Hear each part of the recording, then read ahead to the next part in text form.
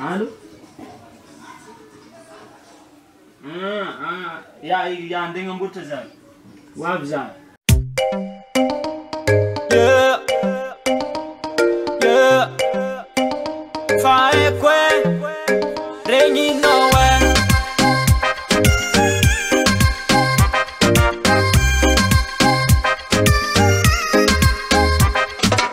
Rendez-vous na mienoza.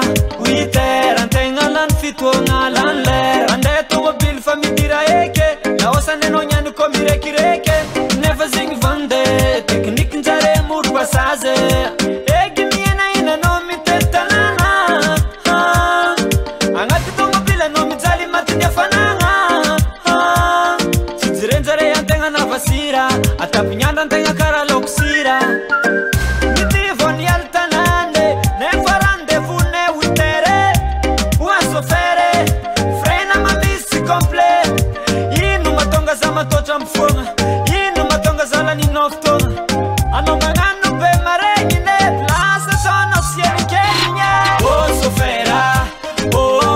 sofera. Na ino tsiga fanda nilera. Rendezvous na mieno za utera. Oh panera. Na ino entra ndora venye.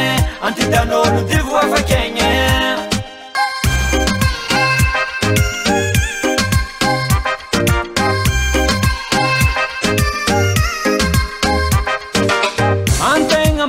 Bajaji, entra tenga fatira venjare. Antunia, ano mande keza. Mi va di kizaza hele. Antenga mireni rene. Indesngati. Rae kombana kwa no bro. Ita nella langa mandem bro. Si vola no fa volane. Anzara ne mi sa fidra un ramane. Casa fama dekki vintanye. Entra neza churchuri tinge. Janga vienga ne pandeha. Anaroma.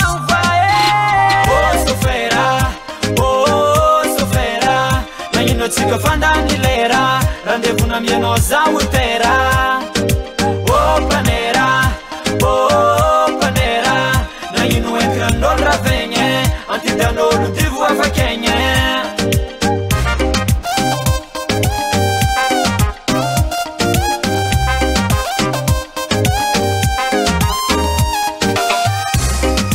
Rengi zanye. Mazavi zanye. Sueza e faran mafoka. Fana ronde kmios chalota. Rengi zanye. Mazavi zanye.